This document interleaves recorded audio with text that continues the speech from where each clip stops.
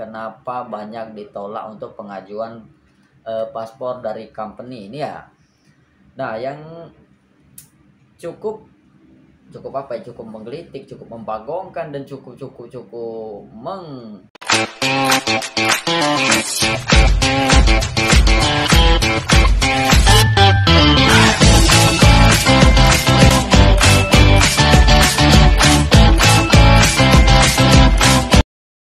Assalamualaikum warahmatullahi wabarakatuh. Selamat datang di Hairul Vlog, vlognya pemersatu para TKI seluruh Malaysia.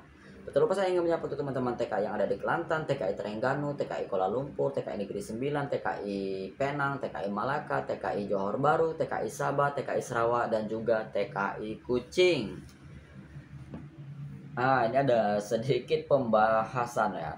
Tapi sebelumnya saya ingin menyapa juga untuk teman-teman TKI yang ada di seluruh dunia lainnya. Ada TKI Jeddah, TKI Mekah, TKI Lebanon, TKI Polandia, TKI Australia, TKI Singapura, TKI Brunei Darussalam, TKI Oman, TKI Qatar, TKI Uni Emirat, TKI Kanada, TKI Amerika, dan TKI seluruh dunia lainnya. Apa nih Bang? Ini teman-teman ya, ini ada beberapa pembahasan ini menyangkut masalah kemarin yang disampaikan oleh Bapak Kedubes kita, Bapak Hermono, yaitu dari KBRI Kuala Lumpur ya. Dan ini ada beberapa data yang saya tampilkan, itu sudah ada yang diluruskan untuk pembuatan paspor itu sebanyak 7.046 warga kita itu mengajukan pembuatan paspor di Kuala Lumpur ya. Dan juga ada juga yang ditolak dari pihak KBRI, yaitu masalah pembuatan paspor dari majikan sebanyak 700-an, kalau enggak 700 company gitu ya kan. Wah, ini tidak main-main ya, ini 700 company ataupun 700 orang atau ya. Coba ditonton lagi teman-teman, tonton live-nya KBRI Kuala Lumpur Bapak Hermono itu di live Facebook itu akun resmi KBRI Kuala Lumpur di Facebook ya. Jelas ya, silakan tonton ulang dari awal lagi ya. Nah, yang dijelaskan dari yang dijelaskan oleh Bapak Kedubes kita itu Bapak Hermono dari KBRI Kuala Lumpur itu menyangkut perihal kenapa dan juga alasan kenapa banyak ditolak untuk pengajuan paspor dari company ini ya. Nah, yang cukup apa ya, cukup menggelitik, cukup membagongkan, dan cukup mengkampenikan ya kan. Gatal kepala saya mendengarnya. Di teman-teman ya, di beberapa bulan terakhir ini ya, 2 bulan terakhir ataupun 1 bulan terakhir ini ya, alasan dari pihak KBRI Kuala Lumpur kita itu menolak beberapa bagian dari company ini ya kan, yang mengajukan untuk pembuatan paspor ini karena syarikat ataupun company yang baru mendaftarkan ke nakerkbri.co.id itu rata-rata syarikat company abal-abal. Jelas ya Bang, kok ada juga syarikat company abal-abal? Ya, ada abal-abal teman-teman ya. Karena kan syarikat company abal-abal ini dia itu baru mendaftarkan diri ke Jabatan Pendaftaran Negara Malaysia, dan untuk pembuatan SSM ya kan, KWSP ya kan, jelas ya.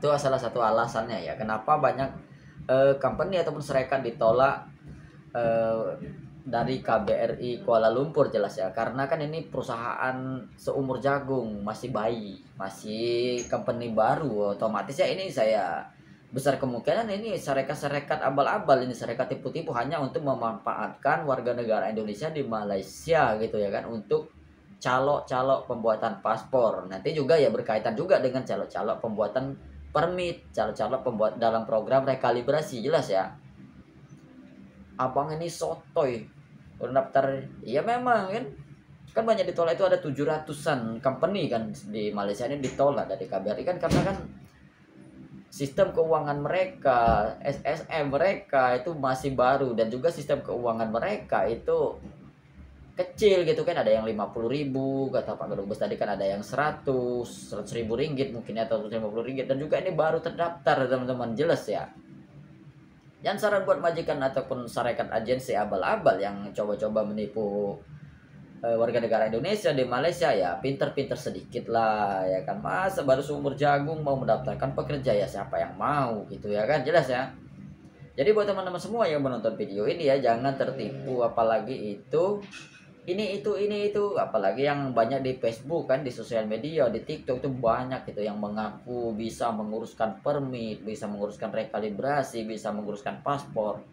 Dan juga ini real ini ya, saya sampaikan ini bulan Januari apa bulan Februari kemarin ya, itu ada agensi yang saya bukan saya iseng sih, saya main coba-coba bertanya gitu kan, cuman saya bertanya kepada agensi yang ada di Facebook itu, bang, saya mau bikin paspor, berapa coba teman-teman tebak ya. Calo ini membuat paspor itu dengan tarif 1.600 ringgit Malaysia. Coba dibayangkan teman-teman ya, berapa kali lipat gitu kan. Sedangkan pembuatan paspor itu cuma 110 ringgit Malaysia, sedangkan calo ini dia meminta 1.600 katanya. Wow, amazing. Dan juga katanya kalau mau diuruskan permit juga bisa. Wah, ini saya pikir kan ini agensi ataupun syarikat ini tidak main-main ini. Saya pikirkan wah ini syarikat besar. Nah, saya coba tanya lagi, itu nama agensinya apa? Saya bilang, agensi ya ini nih. Tapi nggak saya bilang ya teman-temannya itu untuk mengecek permit. Setelah saya cek di permit, ternyata zong, syarikat ataupun agensi ini tidak terdaftar di si permit. Terakhir dia kan udah nggak saya balas lagi, ujungnya dia inbox saya sendiri kan di Facebook, bang jadi nggak buat paspor, bang jadi nggak buat permit. Saya bilang terus, mohon maaf bang, saya bilang agensi Anda tidak terdaftar di KBRI, kamu ini kan mulai tinggi kan nada-nada di komennya itu ya. Sudah saya bilang, saya tahu posisi Anda di mana, dan juga posisi Anda kan di Johor, saya bilang, dan juga ini company Anda saya akan buat laporan, saya bilang ini agensi abal-abal, saya bilang. Kamu nanti saya tutup balik, ya silakan tutup balik karena agensi Anda abal-abal karena tidak terdaftar di sipermi.id. Nah, ini kan juga semoga jadi pembelajaran buat teman-teman semua ya. Dan juga bagi yang teman-teman yang baru menemukan channel ini, jangan lupa dibantu untuk subscribe ya, biar channel ini lebih berkembang lagi.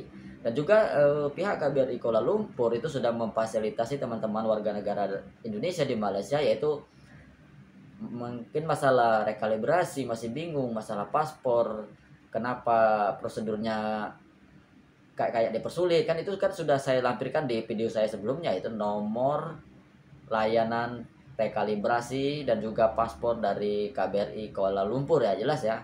Oke lah teman-temannya, tanpa berlama-lama lagi, mungkin itu saja video dari saya.